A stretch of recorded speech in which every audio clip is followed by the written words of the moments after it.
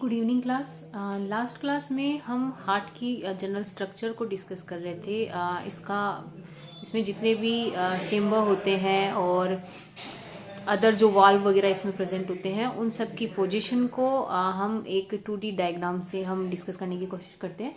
यहाँ तक हम डिस्कस कर चुके थे कि जो हार्ट है वो 4 चेम्बर में डिवाइडेड होता है। राइट एंड लेफ्ट ओरिकल या दायां तथा बायां आलिंद, तथा नीचे की तरफ है दायां तथा बायां निलय या राइट एंड लेफ्ट वेंट्रिकल। ये 4 चेम्बर जो हायर कोऑर्डिनेट्स हैं, जैसे हम बर्ड्स की बात करें, मेमल्स की बात करें या कुछ एक्सेप्शनली जो रेप्टाइल्स हैं जैसे क्रोकोडाइल है या एलिगेटर है, उनकी अगर हम बात करें तो उनके हार्ट में उनका जो हार्ट होता है वो 4 चेम्बर या 4 कक्षों में विभाजित होता है। ठीक है। इसके बाद में जो ऊपर के 2 आलिंद होते हैं या जो ओरिकल होते हैं उनको एक ग्रूव या एक खांच 2 भागों में विभाजित करती है। इस खांच को कहते हैं इंटर ओरिकुलर ग्रूव या अंतरा आलिंद खांच। ठीक है। डायग्राम में आपको ये दिख रहा होगा कि ये जो खांच है वो थोड़ी सी लेफ्ट जो ओरिकल है, जो बायां आलिंद है, उसकी तरफ शिफ्ट है। ठीक है। जिसकी वजह से जो राइट ओरिकल होता है या दायां जो आलिंद है वो बाएं आलिंद की तुलना में साइज में बड़ा है। ठीक है।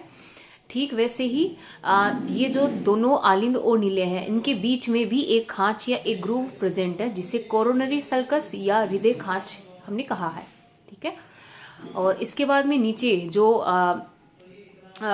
दोनों निलय है। अच्छा, एक चीज और कि ये जो हृदय खांच होती है वो आलिंदों तथा निलयों को 2 बराबर भागों में विभाजित नहीं करती है। ये भी आपको डायग्राम में दिख रहा होगा। ये जो खांच होती है वो निलयों की बजाय या वेंट्रिकल्स की बजाय ओरिकल की तरफ ज्यादा शिफ्टेड है, उनकी तरफ ज्यादा है। इसी कारण से जो जो आलिंद होते हैं या जो ओरिकल होते हैं वो बड़े मतलब चौड़े और साइज में वैसे छोटे होते हैं। ठीक है। ये भी आपको डायग्राम में दिख रहा है।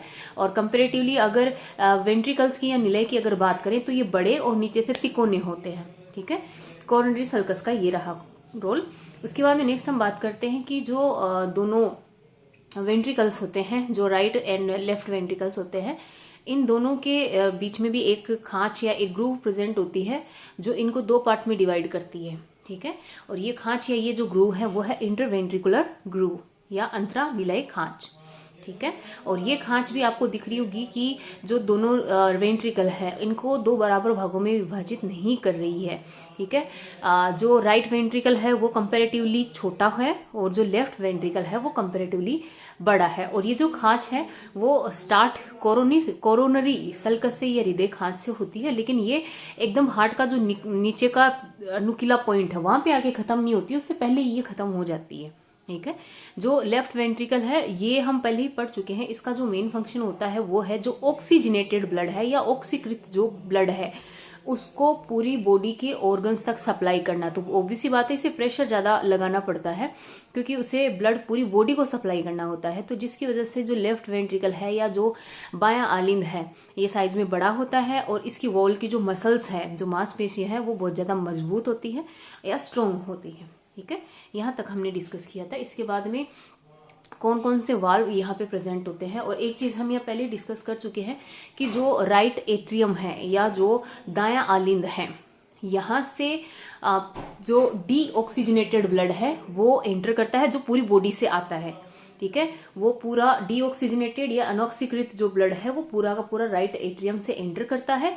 राइट एट्रियम और जो राइट वेंट्रिकल है इनके बीच में आपको एक छिद्र या एक वाल्व दिख रहा होगा। इससे होता हुआ सारा ये जो डीऑक्सीजनेटेड ब्लड है वो सारा का सारा राइट वेंट्रिकल के अंदर आ जाता है। ठीक है। और राइट वेंट्रिकल में डीऑक्सीजनेटेड ब्लड आता है और इसको कहाँ भेजा जाना है, ऑब्वियस सी बात है, कॉमन सेंस की बात है कि इसको पहले हमें ऑक्सीजनित करना है या ऑक्सीजनेटेड करना है, तो इसे हमें लंग्स के पास भेजना है। तो जो राइट वेंट्रिकल होता है वो जुड़ा हुआ होता है, सीधे लंग्स से कनेक्टेड होता है और सारा का सारा जो डीऑक्सीजनेटेड ब्लड होता है उसको लेकर के जाता है लंग्स के पास में, जहाँ लंग्स ऑक्सीजन जो कंटेंट है ब्लड में उसको बढ़ा देता है और CO2 को वो ले लेता है, जिससे जो डीऑक्सीजनेटेड ब्लड है वो वापस ऑक्सीजनेटेड हो जाता है। और ये ऑक्सीजनेटेड ब्लड जो लंग्स के पास है वो आता है सीधा लेफ्ट एट्रियम के पास या बाएं आलिंद के पास। यहाँ से ये सारा एंटर करता है और होता हुआ ये चला जाता है लेफ्ट वेंट्रिकल के पास या बाएं आलिंद के पास में, ठीक है, सॉरी निलय के पास में, ठीक है। और यहाँ से ये पूरी बॉडी में सर्कुलेट होता है। तो ये यहाँ पे डबल सर्किट जो पाथवे है उसको हमने लास्ट क्लास में डिस्कस किया था। अब हम इसके अंदर कौन कौन से वाल्व प्रेजेंट होते हैं एंड कौन सी आर्टरी कौन सी वेन ब्लड को लाती है कौन सी ले जाती है, वो हम यहाँ पे ब्रीफली डिस्कस करने जा रहे हैं, ठीक है। तो यहाँ पे जो राइट एट्रियम है,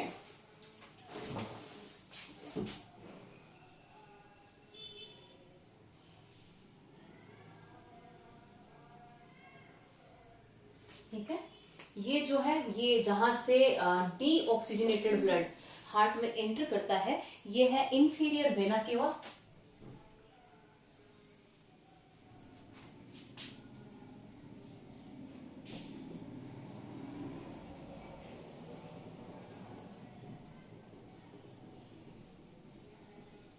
और ये जो है ये है सुपीरियर वेना केवा।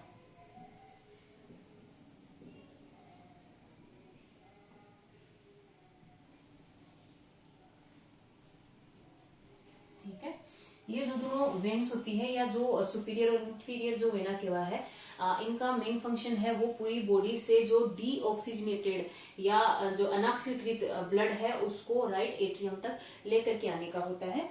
जो इंफीरियर वेना केवा है वो जो लोअर बॉडी है, जो हार्ट के नीचे की बॉडी होती है, वहां से डीऑक्सीजनेटेड ब्लड को लेकर के आती है, जबकि सुपीरियर वेना केवा होती है वो अपर बॉडी से डीऑक्सीजनेटेड ब्लड है उसको लेकर के आती है, ठीक है। ये इन दोनों का जनरल फंक्शन रह गया। और ये जो इंफीरियर वेना केवा है इसके ऊपर यहां पर एक वाल्व प्रेजेंट रहता है। वाल्व हम मान सकते हैं गेट की तरह होता है, गेट की तरह होता है जो एक साइड में ही खुलते हैं। मतलब जैसे नॉर्मली हमारे घरों के जो गेट होते हैं जिनको एक साइड में खोल सकते हैं, दूसरी साइड में अगर हम उनको खोलना चाहे तो वो नहीं खुल सकते। तो हार्ट के अंदर जितने भी वाल्व होते हैं वो एक साइड में ओपन होने वाले गेट की तरह होते हैं। उनसे चीज आ तो सकती है लेकिन वापस अगर जाने की कोशिश करेगी तो वो बंद हो जाएंगे। तो यहाँ पे जितने भी वाल्व हम यहाँ पे पढ़ेंगे सारे के सारे वो एक साइड में ही ओपन होने वाले हैं। चीज को आना तो अलाउ कर देते हैं लेकिन जाना उसको अलाउ नहीं करते हैं, ठीक है। तो यहाँ जो इंफीरियर वेना केवा है उस पे एक वाल्व प्रेजेंट होता है जिसे कहते हैं यूस्टेकियन वाल्व। ठीक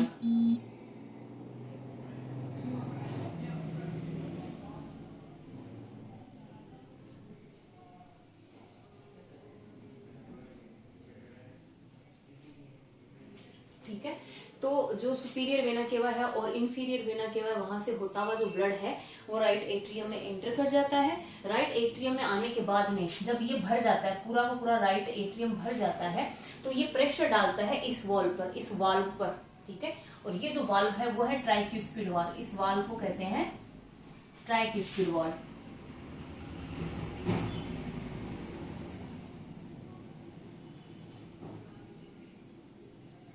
तो जैसे ही ये पूरा भर जाता है तो इसका जब आयतन बढ़ जाता है, इसकी वॉल्यूम जब बढ़ जाती है तो सारा का सारा जो प्रेशर है उस वॉल्यूम का वो इस वाल्व पर आ जाता है। और जैसे ही प्रेशर आता है ये वाल्व खुल जाता है और सारा का सारा जो ब्लड है वो एंटर कर जाता है राइट वेंट्रिकल के अंदर, ठीक है।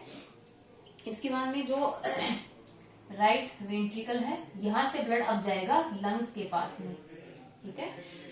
लंग्स के पास जाएगा। ये जो यहाँ पे जो आर्टरी है वो है पल्मोनरी आर्टरी।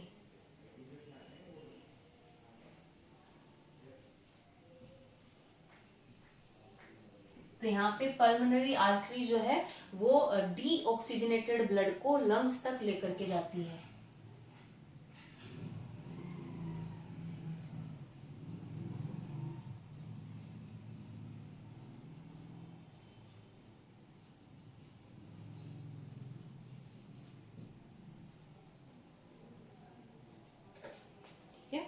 इसके अलावा एक और इम्पोर्टेंट चीज यहाँ पर कि ये जो वाल्व है, एक ये वाल्व यहाँ पर है और एक ये वाल्व ये यहाँ पर है,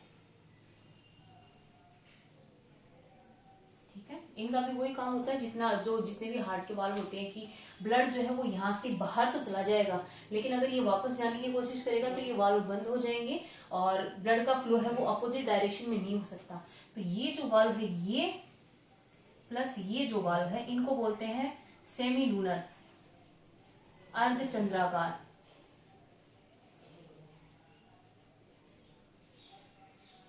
ठीक है, ये हो गया एट्रियम का पूरा काम, और यहाँ पे राइट जो वेंट्रिकल है इसका काम हमने देख लिया। नेक्स्ट हम बात करते हैं लेफ्ट एट्रियम में। लेफ्ट एट्रियम के अंदर की अगर हम बात करें तो हम डिस्कस कर चुके हैं कि जो ऑक्सीजनेटेड ब्लड होता है वो लंग्स से यहाँ आता है।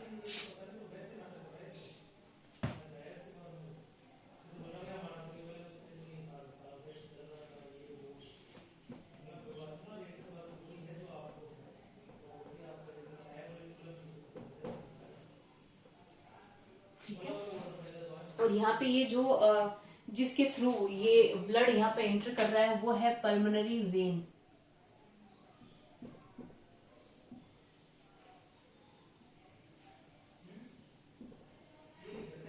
तो पल्मोनरी वेन से होता हुआ जो ऑक्सीजनेटेड ब्लड है या ऑक्सीजन के साथ में जो ब्लड है वो एंटर करता है लेफ्ट एट्रियम के अंदर एंटर करता है। यहाँ से अब ये लेफ्ट एट्रियम का वॉल्यूम जब बढ़ेगा तो ये प्रेशराइज करेगा इस वाल्व को, और जैसे ही इस वाल्व पे प्रेशर आएगा ये वाल्व जो है ये खुल जाएगा, और खुलते सारा का सारा ब्लड जो इसके अंदर भरा हुआ है ये सारा का सारा लेफ्ट वेंट्रिकल के अंदर भर जाएगा। और यहाँ पे ये जो वाल्व है जिससे होता हुआ ब्लड जो है वो लेफ्ट एट्रियम से लेफ्ट वेंट्रिकल के पास में जाता है वो है बाइकस्पिड।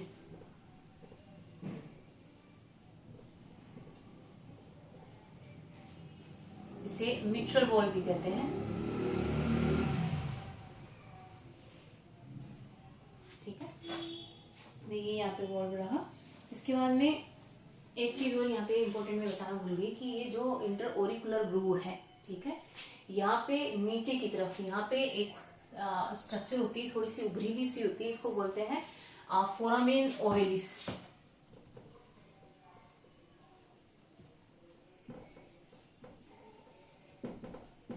ठीक है, ये हम पहले भी डिस्कस कर चुके हैं कि जब एम्ब्रियो का डेवलपमेंट स्टार्ट होता है तो उस टाइम पे ये जो हार्ट की ये जो ग्रूव है जो चारों चेंबर को अलग अलग कर रही है ये उस टाइम पे डेवलप नहीं होती है, ये बाद में बनती है, और तब जाके जो एम्ब्रियो का हार्ट है वो 4 चेंबर में डिवाइड होता है। ठीक है, तो यहाँ पे ये जो स्ट्रक्चर है कई बार देखने को मिलता है कि एम्ब्रियोनिक डेवलपमेंट में कोई डिफेक्ट आ जाता है, कोई प्रॉब्लम आ जाती है, जिसकी वजह से जो ये ग्रूव है वो पूरी क्लोज नहीं हो पाती है, ये थोड़ी सी खुली रह जाती है, जिसकी वजह से यहाँ का जो डीऑक्सीजनेटेड ब्लड है और यहाँ का जो ऑक्सीजनेटेड ब्लड है वो आपस में मिक्स होते रहते हैं। ठीक है, इसे मैंने बताया भी था आपको कि इसे ब्लू बेबी सिंड्रोम कहते हैं। ठीक है, इसके बाद में कोरोनरी सर्कस हो गया। अब नेक्स्ट हम बात करते हैं लेफ्ट वेंट्रिकल की। ठीक है, लेफ्ट वेंट्रिकल से जो ब्लड है वो जाता है बॉडी के जितने भी ऑर्गन्स है उनके पास में थ्रू दी ओर्टा। ठीक है, और ये जो पल्मोनरी वेन है अगर ह्यूमंस की हम बात करें तो यहाँ पे टोटल 4 पल्मोनरी वेन्स है वो यहाँ पर प्रेजेंट होती है। ठीक है, और यहाँ से जो ऑक्सीजनेटेड ब्लड है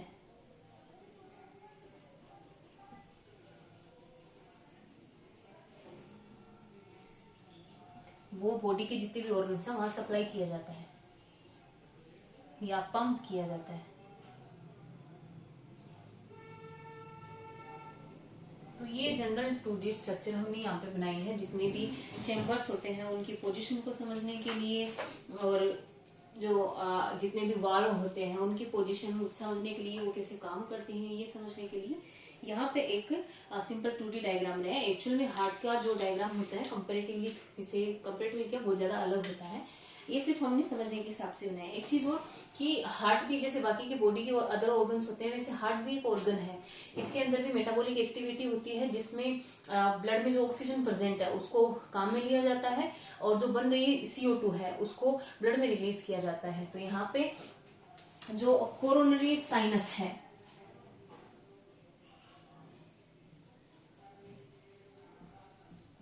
ये भी जैसे यहाँ पर मैंने इंफीरियर वेना केवा और सुपीरियर वेना केवा के ये 2 पोर बनाए हैं, ठीक वैसे ही यहाँ पर कोरोनरी साइनस का भी एक यहाँ पे पोर प्रेजेंट होता है या छिद्र प्रेजेंट होता है, जो हार्ट का जो डीऑक्सीजनेटेड ब्लड है उसको राइट एट्रियम में डंप करता है या डालता है, ठीक है। और कोरोनरी आर्टरीज जो है वो जो ऑक्सीजनेटेड ब्लड है उसको हार्ट को सप्लाई करती है, क्योंकि हार्ट का काम जैसे ब्लड सप्लाई करना, तो उसको खुद को भी ब्लड की या ऑक्सीजन की रिक्वायरमेंट होती है, उसे भी जो डीऑक्सीजनेटेड ब्लड है उसको हटाना होता है और जो ऑक्सीजनेटेड ब्लड है उसको लेना होता है। तो ये जनरल स्ट्रक्चर है वो हार्ट की है, ठीक है। इसके बाद में नेक्स्ट हम बात कर रहे हैं कंडक्शन पाथवे या संवहन पाथवे की, कि हार्ट जो है उसमें लगातार संकुंचन सतह शिथिलन कॉन्ट्रेक्शन या जो उसमें जो शिथिलन होता है वो लगातार इसमें होता रहता है। वो कैसे होता है, वो कहाँ से स्टार्ट होता है, ये हम अब डिस्कस करते हैं। तो हार्ट की स्ट्रक्चर में अब तक हमने देखा कि जो हार्ट है उसमें रेगुलर जो उसमें संकुंचन है, शिथिलन है, सिस्टोल एंड डायस्टोल है, उसमें रेगुलरली होते रहते हैं, जिसकी वजह से उसमें ब्लड का फ्लो जो कंटिन्यू बना रहता है। और हार्ट जो है वो एक पंप की तरह काम करता है, जो लंग से ब्लड को और जो डीऑक्सीनेटेड ब्लड है ऑर्गन्स का वो उसको लेता है और जो प्रेशर के साथ में उसको लंग्स तक या जो अदर बाकी के ऑर्गन है उनको तक वापस उसको पंप कर देता है, ठीक है। तो यहाँ पे हार्ट की जो वर्किंग है या हार्ट की जो कार्यविधि है उसको अगर हम देखें तो हम क्या देखते हैं कि हार्ट के अंदर जो चेम्बर्स होते हैं उसमें रेगुलरली एक बार सिस्टोल या प्रंकुंचन होता है, तो एक बार डायस्टोल या शिथिलन होता है, ठीक है। और ये अल्टरनेटिव होता है, यानी जैसे हम जो दायां आलिंद और दायां निलय है, सपोज हम उसकी बात कर रहे हैं, तो यहाँ पे अल्टरनेटिव होता है। अगर दाएं आलिंद के अंदर या जो राइट एट्रियम है ऑरिकल है उसमें सिस्टोल हो रहा है या वो सिकुड़ रहा है, तो आपको जो दायां निलय है या जो राइट वेंट्रिकल है वहां पे जस्ट अपोजिट देखने को मिलेगा, वहां पे आपको शिथिलन देखने को मिलेगा। और इसमें होता क्या है, सपोज जैसे हम बात कर रहे हैं सबसे पहले आलिंद की, तो जैसे ये हार्ट है, ये इसके 4 चेम्बर है, ये यहाँ खुलते हैं, ठीक है। यहाँ हम बात कर रहे हैं राइट ओरिकल की, कि यहाँ पे जो ब्लड है वो यहाँ पर एंटर करेगा, ठीक है। तो जब ब्लड इसमें एंटर करेगा तो obviously बात इसको फैलना चाहिए ताकि ये ज्यादा से ज्यादा ब्लड को अपने अंदर ले सके। तो यहाँ इसकी जो वॉल है, इसकी जो भित्ति है, उसमें आपको शिथिलन देखने को मिलेगा, ठीक है, जिसकी वजह से ये फैल जाती है। शिथिलन यानी शिथिल हो जाती है, ढीली हो जाती है, फ्लेक्सिबल हो जाती है, फैल जाती है ताकि ज्यादा से ज्यादा ब्लड है वो इसमें एंटर कर सके, ठीक है। और जैसे ही ब्लड का वॉल्यूम इसमें बढ़ जाता है, ब्लड पूरा भर जाता है, जितना ही फैल सकती है उतनी ही फैल जाती है, तो प्रेशर की वजह से ये वाल्व जो ट्राइक्यूस्पिड वाल्व हमने डिस्कस किए थे, ये वाल्व खुल जाते हैं। और जैसे ही वाल्व खुलते हैं, ब्लड जो वेंट्रिकल है उसमें जाना स्टार्ट होता है। तो यहाँ पे जो वेंट्रिकल है, अब पहले इसमें सिस्टोल हो रहा था, जब इसमें डायस्टोल हो रहा था तो उस टाइम पे इसमें सिस्टोल हो रहा था। लेकिन जैसे ही ये वाल्व खुलता है और ब्लड जो वेंट्रिकल निलय है उसमें आना स्टार्ट होता है, तो इसकी जो वॉल है या इसकी जो भित्ति है वो शिथिलन करना स्टार्ट कर देती है, वो फैलना स्टार्ट कर देती है, ताकि जो राइट एट्रियम का जितना भी ब्लड है या आलिंद का जितना भी ब्लड है वो सारा का सारा निलय के अंदर या वेंट्रिकल के अंदर पूरा का पूरा आ जाए, ठीक है। और फिर इसके बाद में जैसे ये पूरा भर जाता है, ब्लड इसमें पूरा भर जाता है, तो प्रेशर की वजह से यहाँ पे जो वाल्व होते हैं, सेमिलुनर वाल्व होते हैं, वो ये खुल जाते हैं। और साथ ही साथ इसकी जो भित्ति है इसमें सिस्टोल स्टार्ट हो जाता है, यानी ये सिकुड़ती है। तो जब ये सिकुड़ती है तो उसके अंदर जो भरा हुआ ब्लड है उस पर प्रेशर आता है, तो सारा का सारा जो ब्लड है वो यहाँ इस आर्टरीज के थ्रू होता हुआ यहाँ से आगे चला जाता है, आगे पास हो जाता है, यहाँ से ये लंग्स के पास चला जाता है, ठीक है। तो यहाँ पे दोनों की अगर बात करें तो दोनों एक दूसरे के अपोजिट इसके अंदर मूवमेंट देखने को मिलते हैं। अगर यहाँ पे शिथिलन हो रहा है तो यहाँ पे आपको सिस्टोल या संकुंचन देखने को मिलेगा, दोनों एक दूसरे के अपोजिट काम करते हैं। जब इसमें ब्लड भर रहा होता है तब ये शिथिलन करता है, उसी टाइम पे ये ब्लड को बाहर निकाल रहा होता है, क्योंकि इसे यहाँ वाले ब्लड को आगे लेना होता है। तो यहाँ पे एक बार ये सिस्टोल शो करता है तो एक बार ये अल्टरनेटिवली डायस्टोल शो करता है। और ये जो मूवमेंट है या ये जो इसका जो ये प्रंकुंचन और शिथिलन, सिस्टोल या डायस्टोल का जो मूवमेंट है वो रेगुलरली चलता रहता है, इसी को ही हार्ट बीट कहते हैं। ठीक है, फिर से रिपीट कर देती हूँ कि जो हार्ट की जो मसल्स है, कार्डियक मसल्स है या हृदय जो मांसपेशियां हैं, उसमें लगातार आपको सिस्टोल डायस्टोल ऐसे कंटिन्यू अल्टरनेटिवली एक के बाद एक बार सिस्टोल, एक बार डायस्टोल, एक बार सिस्टोल, एक बार डायस्टोल, ये आपको रेगुलरली देखने को मिलता है। ठीक है, तो ये यहाँ पे जो मूवमेंट हो रहा है हार्ट के अंदर, इसी को ही हार्ट बीट कहा जाता है। ठीक है, इसके अलावा एक और चीज कि ये जो भी सिस्टोल है या डायस्टोल है, इसकी स्टार्टिंग कहाँ से होती है? बाहर से कहीं से सिग्नल मिलता है या हार्ट के खुद के अंदर इतनी एबिलिटी होती है कि वो इस मूवमेंट को स्टार्ट कर सके या ये जो भी एक्टिविटी है इस बीट को वो स्टार्ट कर सके? तो हाँ, हार्ट की जो मांसपेशियां हैं उनमें इतनी एबिलिटी होती है कि वो खुद से जो कंडक्शन है या जो भी ये मूवमेंट है वो खुद से जनरेट कर सकती है। ठीक है, तो इसके लिए इसमें ये 4 यहाँ पे पाथवे, ये पूरा पाथवे दिया हुआ है। यहाँ से जो स्पंदन है या बीट है वो यहाँ से स्टार्ट होती है और पूरा लास्ट तक आके खत्म हो जाती है। ठीक है, सबसे पहले हम बात करते हैं ऐसे नोड की। ठीक है, ये प्रेजेंट होता है, ये राइट जो एट्रियम है या जो दायां आलिंद है उसकी वॉल में या भित्ति में ये प्रेजेंट होती है। ये मॉडिफाइड मसल्स है या रूपांतरित पेशियां होती है, ये नोड बनी होती है। इसे शिरा आलिम घुंडी या साइनो ऑडिकुलर नोड भी कहा जाता है। इसे हार्ट का पेस मेकर भी कहा जाता है। ठीक है, जो हार्ट में जो स्पंदन है या बीट है उनको जनरेट करता है, उनको स्टार्ट करता है। ठीक है, तो इसे पल्सेशन सेंटर या पेस मेकर भी कहा जाता है, पल्सेशन सेंटर या स्पंदन केंद्र भी इसको कहा जाता है।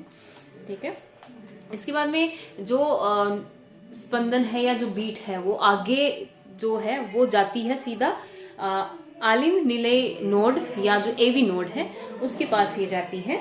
ठीक है, और यहाँ से जो कंडक्शन है या यहाँ से जो स्पंदन है वो आगे जाते हैं बंडल ऑफ हीस, और बंडल ऑफ हीस के बाद में जो ये पर्किंजे फाइबर होते हैं ये पूरे हार्ट के अंदर जो वेंट्रिकल पार्ट होता है उस तक फैले हुए रहते हैं। तो यहाँ ऐसे नोड से जो कंडक्शन है वो स्टार्ट होता है और AV node, bundle of His and Purkinje fibre तक से होता हुआ आगे जो हार्ट है पूरे में ये फैलता है। तो ये यहाँ पे हार्ट में जो कंडक्शन पाथवे है, यहाँ पे जो ऐसे नोड है उसका मेन काम होता है जो हार्ट की बीट है उसको रेगुलेट करके रखता है। हमारे हार्ट की जो बीट होती है एवरेज अगर हम निकाल करके देखें तो ऑलमोस्ट कांस्टेंट होती है। नॉर्मल कंडीशन की अगर हम बात करें तो ये कांस्टेंट ही रहती है और इसे कांस्टेंट बना के रखने का काम जो है वो ऐसे नोड करता है। ठीक है, और इसके अलावा नेक्स्ट टॉपिक जो हम डिस्कस करेंगे वो होगा कि जो मायोजेनिक हार्ट है और जो न्यूरोजेनिक हार्ट है उनमें क्या डिफरेंस होता है। ठीक है, और नेक्स्ट क्लास में डिस्कस करेंगे।